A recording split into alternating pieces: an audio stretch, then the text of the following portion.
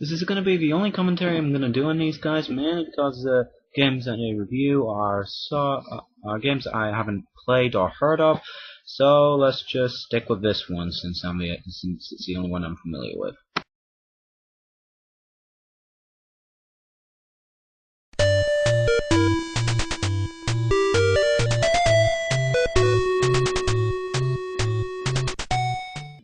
That must be one of the most fucked up intros I have ever seen in my entire life. If anyone knows worse, please tell me.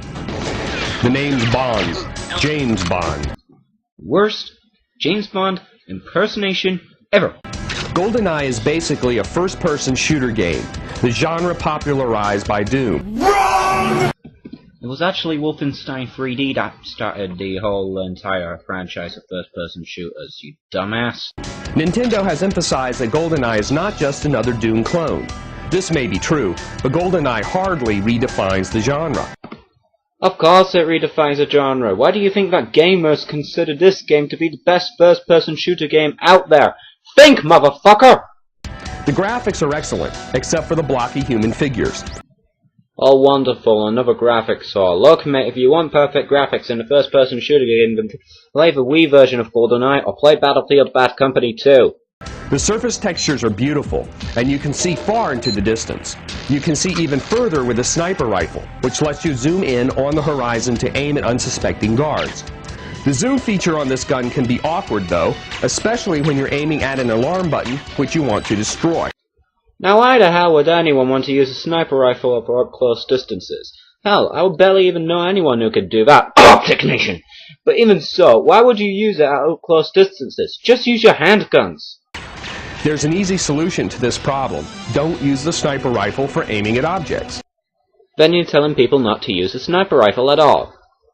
GoldenEye 007 has 20 stages in all, 18 on the low difficulty level, and one extra stage for each of the higher 2 difficulty levels. I would normally say this, but Too Funny Version 4 has already said it for me, so I'm gonna let him say it again. If you go on the higher difficulty levels, you can unlock 2 extra stages, the Aztec and the Egyptian stages. Regardless of the difficulty, the game is automatically saved after you beat any stage.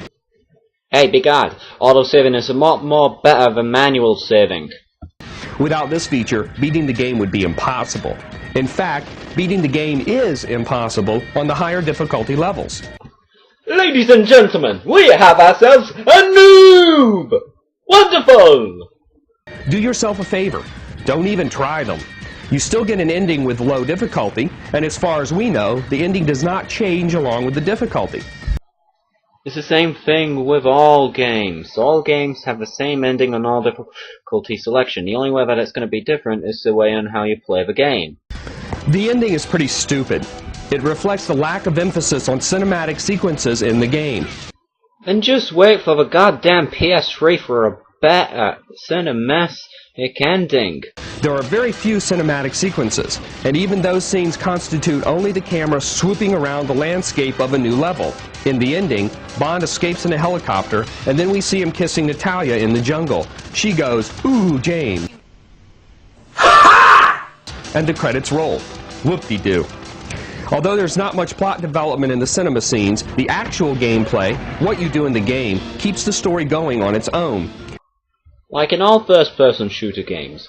Dude, how many first-person shooter games have you played? Because by the way you played this one, it seems like this is the only first-person shooter game that you've played. Moving over to play control, you can adjust the commands assigned to each button on your controller without any trouble. You will surely want to change from the default controls to make the game handle more like Turok, Dinosaur Hunter.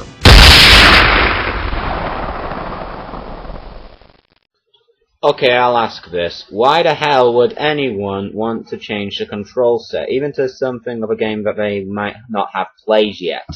The control is not flawless, no matter what the setting. If you're looking down while walking over a gun, you won't pick it up.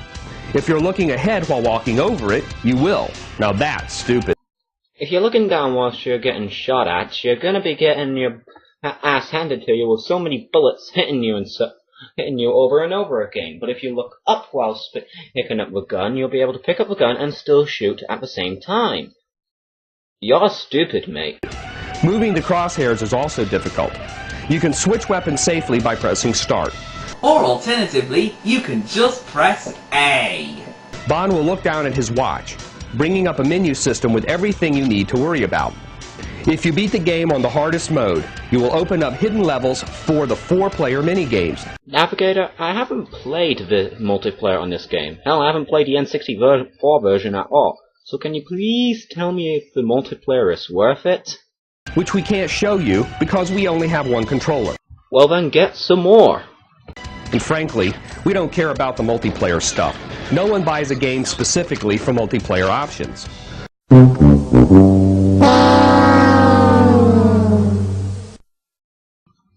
The multiplayer in some games have become so powerful that they can actually make story modes completely obsolete.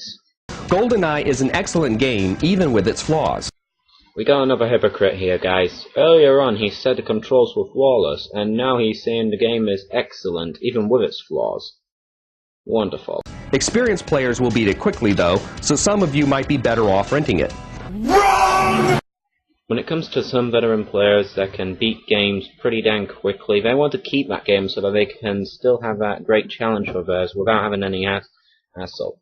For example, I've kept Resident Evil 5 over the past couple of years, and I consider myself a veteran player. Hell, I've been doing a veteran playthrough of it. Our last note regarding this game is about the bungee jumping scene. Look at this. It looks like he's jumping without a rope. To make matters worse, the camera is all screwed up. He jumps. He jumps again, from a different angle. What the heck? Is this some new funky directing style or what? You need to shut the fuck up! It's just a goddamn cutscene. Stop being so nitpicky. Okay, enough of Bond. How about enough of you? Cause this review was just a pain for me to watch. It was so much fail in it that I had to use some of Too Funny version pause clips in it in order to help me out. And I haven't played GoldenEye on the N64, but thank God I'm not going to be doing another one of these guys' videos. I'm Oliver88 Reality. Goodbye.